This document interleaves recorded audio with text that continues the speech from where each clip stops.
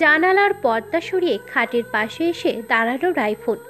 চিন্তিত গলায় ডাকলো ঘুমন্ত পুষ্পকে। ইদানিং মেয়েটা বেশিরভাগ সময় ঘুমিয়ে কাটায়। ঘুমের কারণে প্রায় ভার্সিটি মিস দেয়। তার মধ্যে বেশ কিছু পরিবর্তন লক্ষ্য করা গিয়েছে। আগের মতো খাওয়া দাওয়া নেই, সারাক্ষণ ঘুমাতে পারলেই বাঁচে। গতবার পিরিয়ড মিস গিয়েছে, তাই রাইফুনের মন কিছু একটা আঁচ করলো। ভাবলো একবার ডাক্তার দেখিয়ে নিলে ভালো হবে।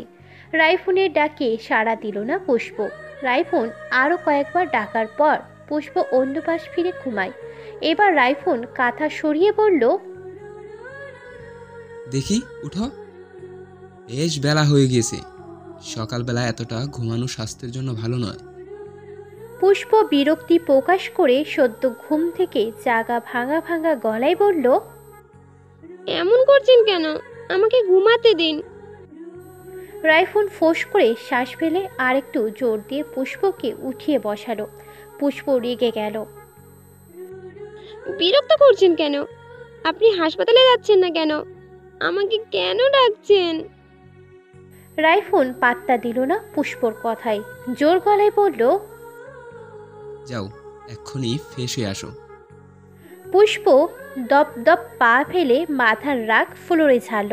শব্দ করে ওয়াশরুমের দরজা বন্ধ করে কিছুক্ষণ দেওয়ালের সাথে হেলান দিয়ে দাঁড়িয়ে দাঁড়িয়ে ঘুমিয়ে নিল।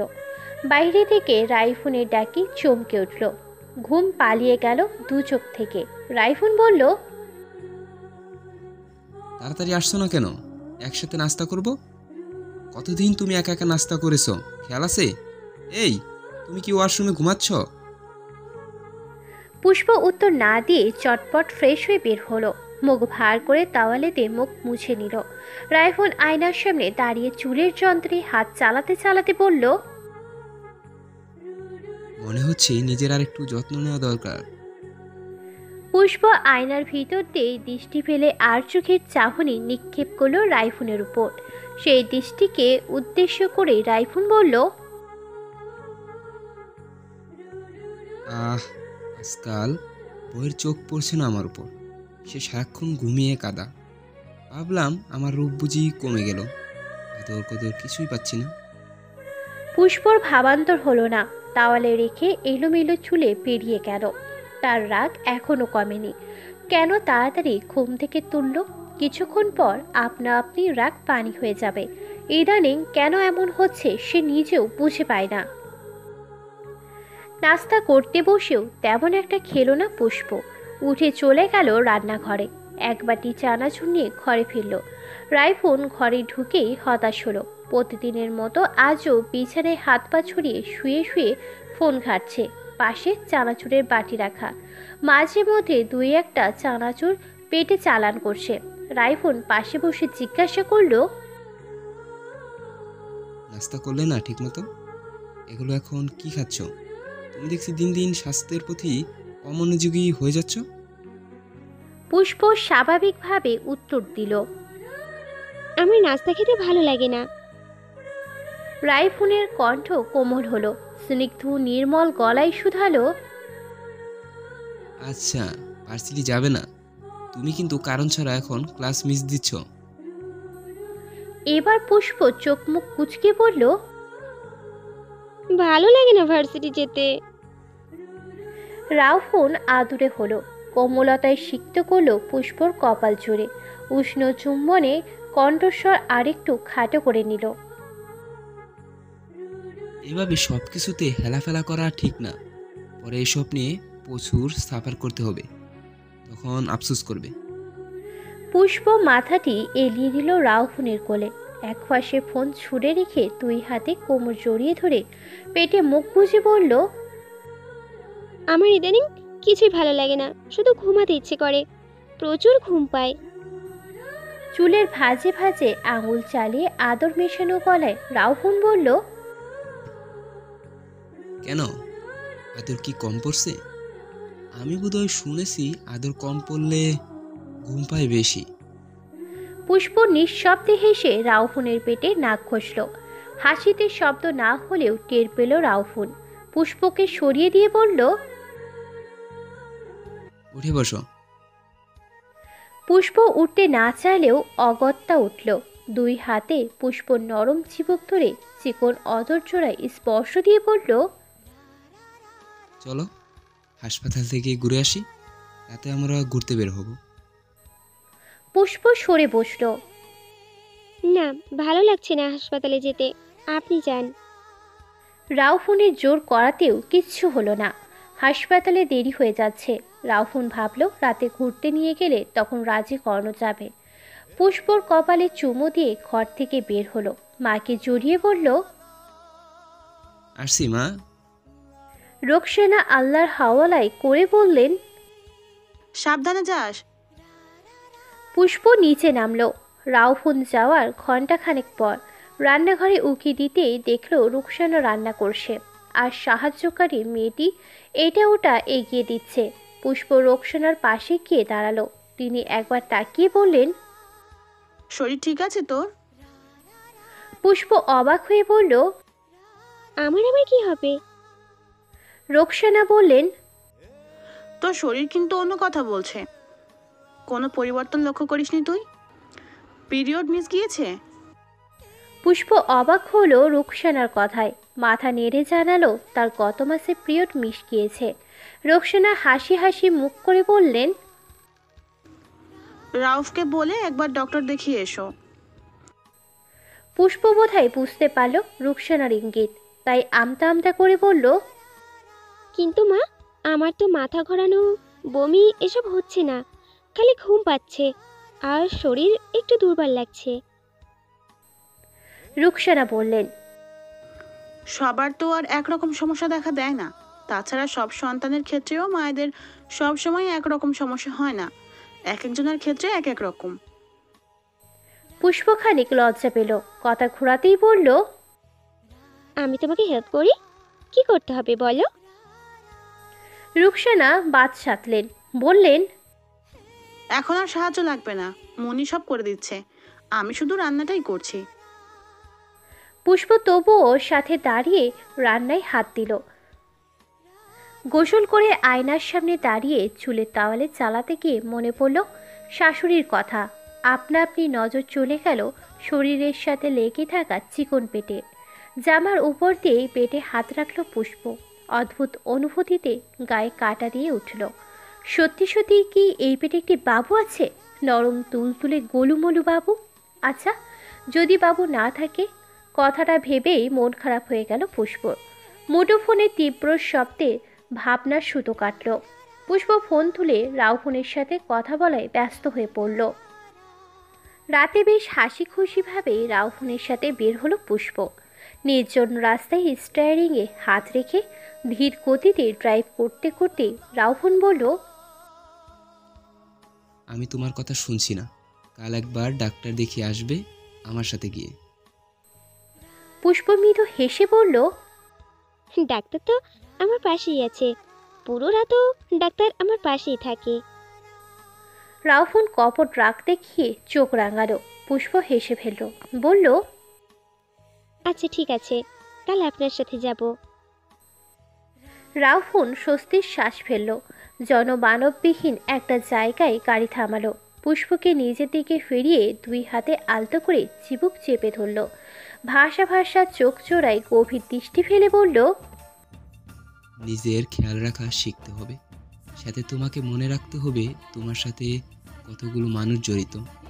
এখন তুমি যদি নিজের প্রতি যত্ন নেওয়া না শিখো তাহলে অসুস্থ হয়ে পড়বে। তখন তো আমি আরেকটা বিয়ে করে ফেলবো, সেই সময়টা তোমার ভালো লাগবে?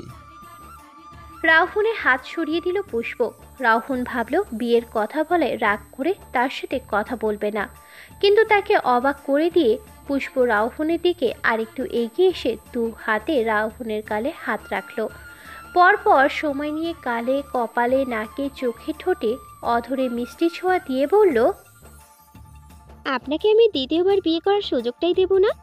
এত ভালোবাসবো যে আমার ভালোবাসা ছেড়ে অন্য কারো ভালোবাসা পাওয়ার ইচ্ছেই জাগবে না।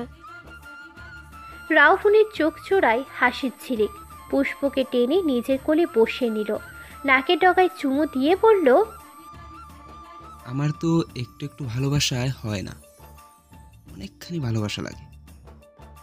পুষ্প মিটিমিটি হেসে অধরের গাঢ় ছোঁয়া দিল রাহুনের অধরে। পুষ্পকে তার সিটে বসিয়ে রাহুন পুনরায় ড্রাইভে মন দিল। দুজনের মেজাজই বেশ ফুরফুরে। অনেক রাত করে তারা বাড়ি ফিরল। ফ্রেশ হয়ে ক্লান্ত শরীর বিছানায় এলিয়ে দিল। সকাল হলেই আবার ছুটতে হবে ব্যস্ত শহরের ব্যস্তময় জীবনে। নিজের শরীরের তুলনায় ছোট্ট শরীরটাকে বুক চেপে চোখ বুঝল রাহুন।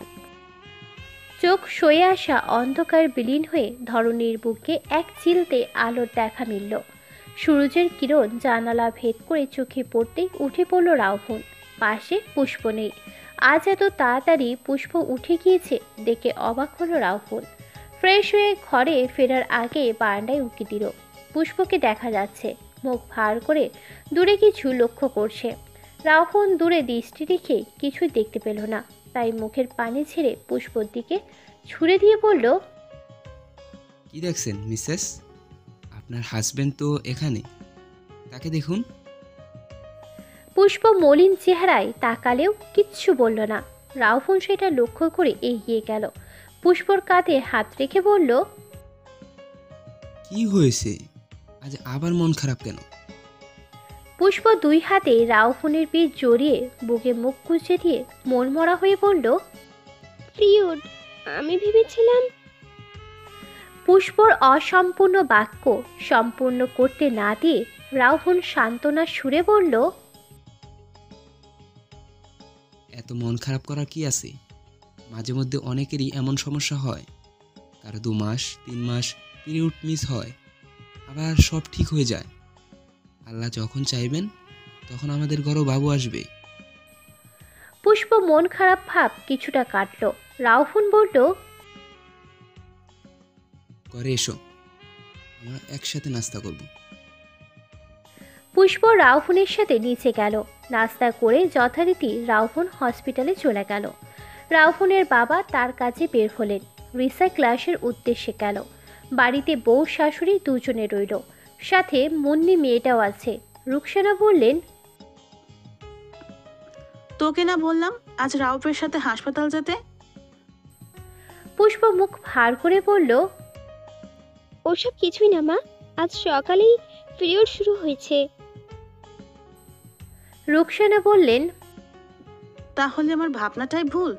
আচ্ছা, মন খারাপ করে থাকিস না। স্বাভাবিকের তুলনায় অধীর রক্তক্ষরণ হচ্ছে, তলপেটে অস্বাভাবিক যন্ত্রণা করছে।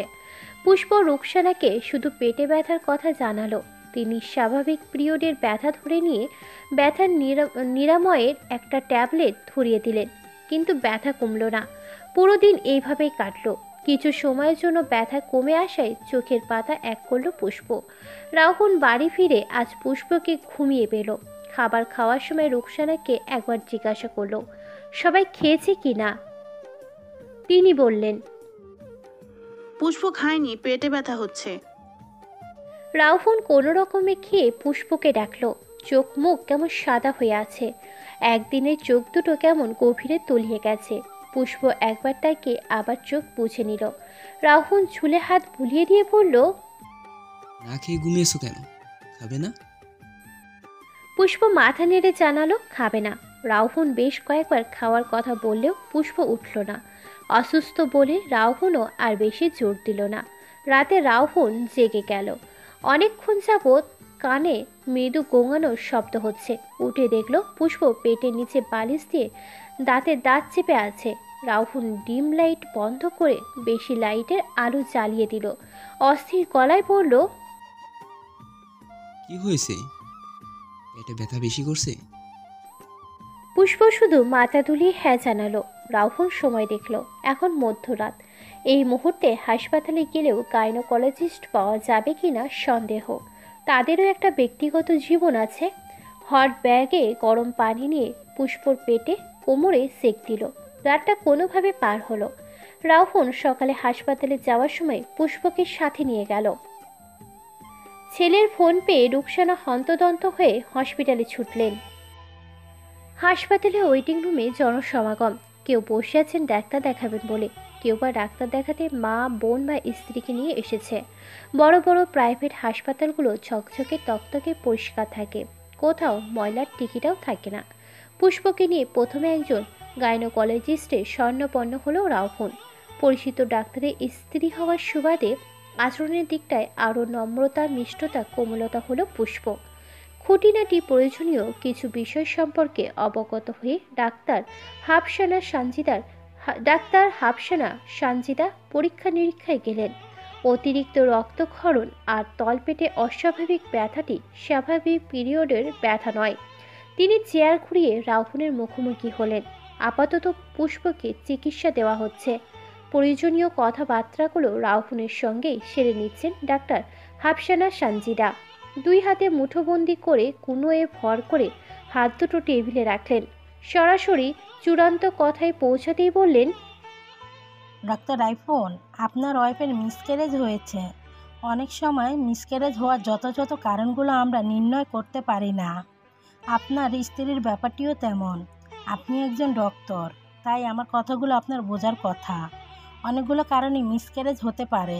তার মধ্যে কিছু কারণ হিসেবে আমরা যে সকল কারণকে প্রাধান্য দেই সেগুলো হলো বাচ্চার জন্মগত ত্রুটি, যেমন গর্ভধারণের সময় ভ্রূণ যদি অনেক বেশি অথবা কম ক্রোমোজোম পায়, তখন ভ্রূণ ঠিকমতো তৈরি হয় না, ফলে মিসক্যারেজ হয়ে যায়। আবার মায়ের শরীরের থেকে বাচ্চার শরীরের রক্ত সরবরাহ হওয়ার মধ্যে কোনো ত্রুটি থাকলেও মিসক্যারেজ হয়। অনেক সময় জরায়ুর ত্রুটি, অস্বাভাবিক আকৃতির কারণে বাচ্চা বেড়ে উঠতে না পেরে মিসক্যারেজ হয়। তাছাড়াও মায়ের অসুস্থতা, যেমন কিডনির সমস্যা, ডায়াবেটিস, ব্লাড প্রেশার, বিভিন্ন ইনফেকশন থাকলে, কিংবা মা যদি অতিরিক্ত পরিশ্রম ও অতিরিক্ত ভ্রমণ করে থাকে, তবে সেক্ষেত্রেও মিসক্যারেজ হতে পারে। গর্ভকালীন সময়ে অনেক মায়ের ভিন্ন জিনিস খেতে ইচ্ছে করে, অনেকের মলম কিংবা সিগারেটও খেতে ইচ্ছে করে। হাস্যকর হলেও সত্যি। এই ধরনের ব্যাপারগুলো থেকে অবশ্যই দূরে থাকা উচিত। সিগারেট, মদ্যপান, ক্যাফিন গ্রহণ, অ্যান্টিবায়োটিক ওষুধ ব্যবহারে মিসক্যারেজ হতে পারে। তাই বিবাহের পরবর্তী সময়ে পিরিয়ড মিস গেলে অবশ্যই সতর্কতা মেনে চলা উচিত। আপনাদের পরবর্তী সন্তান নেয়ার ক্ষেত্রে সতর্কতা অবলম্বন করতে হবে। আপনারা যদি অতিরিক্ত রক্তক্ষরণ দেখে কালকেই নিয়ে আসতেন, তাহলে আমাদের চেষ্টা করার কিছু থাকতো। রাহুল মনোযোগ দিয়ে ডাক্তারের কথা শ্রবণ করলো। ভিতর থেকে চাপা দীর্ঘশ্বাস বেরিয়ে এলো। সে সন্তানটির বাবা, না চাইলেও একটা খারাপ লাগা তাকে ঘিরে ধরেছে। যদিও ডাক্তারদের সব রকম পরিস্থিতিতে শক্ত হওয়া মানায়, তবুও ডাক্তারের পেশার বাইরে সম্পর্কগুলো কি বাদ মানে? সুপ্ত অনুভূতিগুলো কি গোপন করা যায়?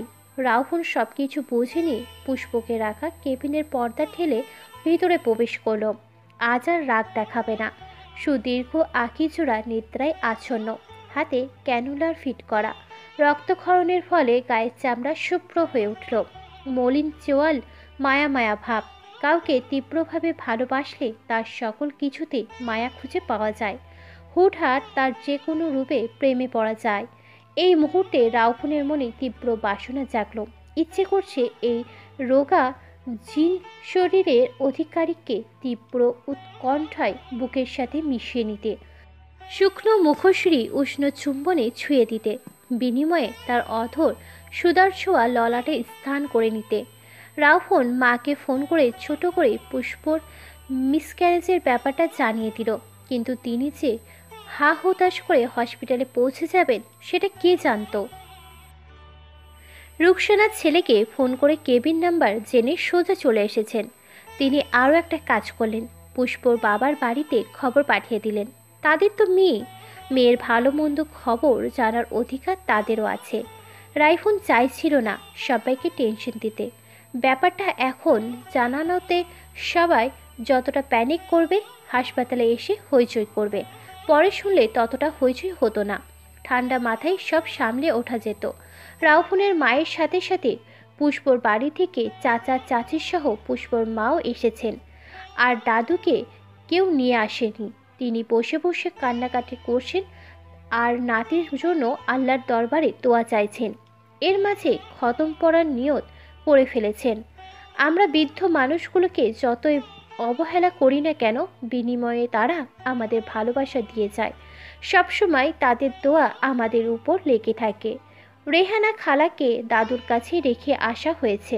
উনিও চেয়েছিলেন আসার জন্য, কিন্তু নিয়ে আসা হয়নি।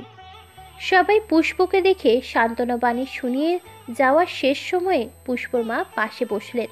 দুই হাতের মুঠোয় শক্ত করে তার হাত চেপে নিয়ে কণ্ঠস্বর খাটো করে কোমল গলায় বললেন, আমি তোমার মা হতে চেয়েছিলাম, কিন্তু পারিনি। তুমি হয়তো নিজের মায়ের জায়গা আমায় দিতে পারোনি, কিন্তু আমি মন থেকে তোমায় সন্তানের জায়গার আসন দিয়েছি।